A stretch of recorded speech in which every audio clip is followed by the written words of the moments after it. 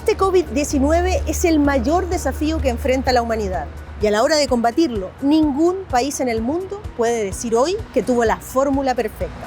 Esta amenaza concreta a la vida de millones de personas necesita respuestas colectivas de la ciencia, la medicina, la política y de cada habitante del planeta. En pocos días, este virus ya estaba en distintos puntos de la Tierra y la primera fórmula para contenerlo fue la cuarentena. La cuarentena se toma de manera reactiva y como una medida sanitaria para lograr reducir la cantidad de casos un poco, algo. Estamos muy altos, bajarlo para tener un cierto manejo hospitalario. Una medida de aislamiento de un grupo de personas de manera preventiva es aislar un grupo, una comuna, un país, que no necesariamente hay una confirmación de que está el grupo enfermo con el COVID-19, por ejemplo. El impacto fue tal que cada gobierno y cada país intentó poner freno. ¿Cómo cortar la transmisión de persona en persona? En Alemania, Angela Merkel decía que decretaron una cuarentena porque habían perdido esta capacidad de trazabilidad, de seguir de dónde viene el contagio. Y el objetivo de la cuarentena ahí es recuperarlo, tener menos casos hasta poder pesquisar de dónde viene cada contagio. Las cuarentenas, cuando uno habla de un último recurso, es equivalente a cuando un piloto tiene que tomar la medida de eyectarse de un avión. Esa medida es una medida de último recurso, pero tiene un tiempo. Si el piloto, cuando va a capotar, decide eyectarse tarde, fallece junto con el avión. La medida se tiene que tomar mucho antes para proteger la vida. Este virus respiratorio altamente transmisible pasa silenciosa y rápidamente de persona en persona. En Chile no están siendo efectivas. La cuarentena se está aplicando de manera parcial. Una gran parte de la población sigue circulando.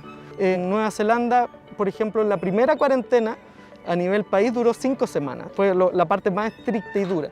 Y lo que incluyó fue además restricción de movimiento de vehículos particulares.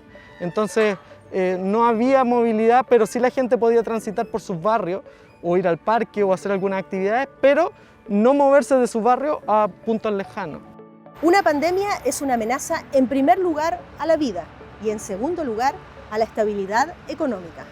Se necesita además una intervención social y un apoyo social. Y hay un desgaste muy grande y un cansancio muy grande de la población. Si se tiene que decretar cuarentena porque se decide que no hay más recursos, se tiene que mejorar esa implementación para que sea lo más corta posible.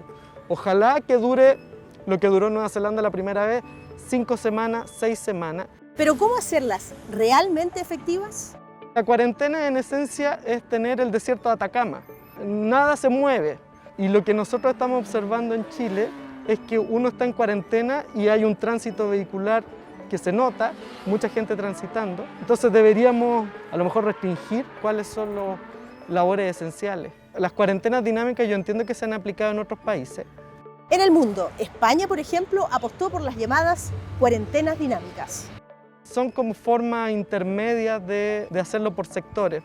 Y es como abrir un poco y cerrar un poco la llave del contagio. Aumentan los casos, restringo el movimiento, bajan un poco, vuelvo a abrir la llave y lo que persigue es mitigar el aumento de casos, pero no busca cortar de raíz los contagios. Lo que se necesita es o buscar contagio cero o buscar aislar el grupo de la sociedad que se está contagiando y hacer como el equivalente a un incendio, hacer un cortafuego.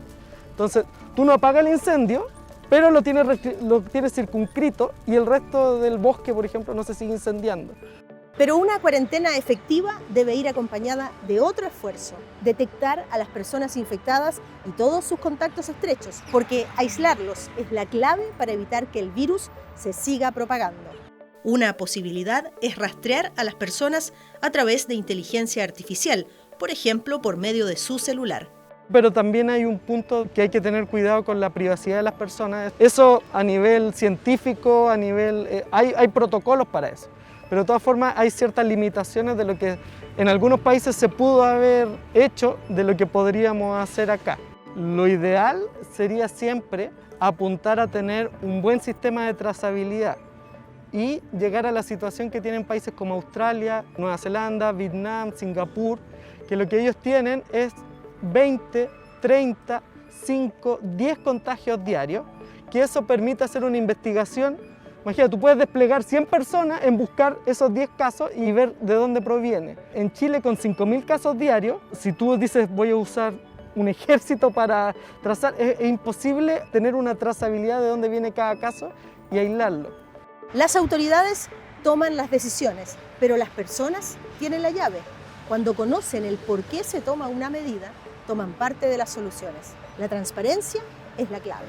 ¿Cuál es la positividad de la comuna hoy? ¿Cuál es el número de casos por 100.000 habitantes hoy? ¿Cuál es la ocupación de camas? La capacidad de trazabilidad, que me digan, mire, yo tengo que tener 70 y usted hoy día tiene 50. Ah, ok, entonces por un asunto de transparencia, por un asunto de mejorar las medidas y por un asunto de encontrar soluciones como comunidad. Porque si como comunidad yo sé que estamos con los indicadores muy altos en algún sentido, a lo mejor podemos hacer llamados comunitarios para, oye, cuidémonos entre todos porque necesitamos bajar un poco los indicadores para levantar la cuarentena, por ejemplo.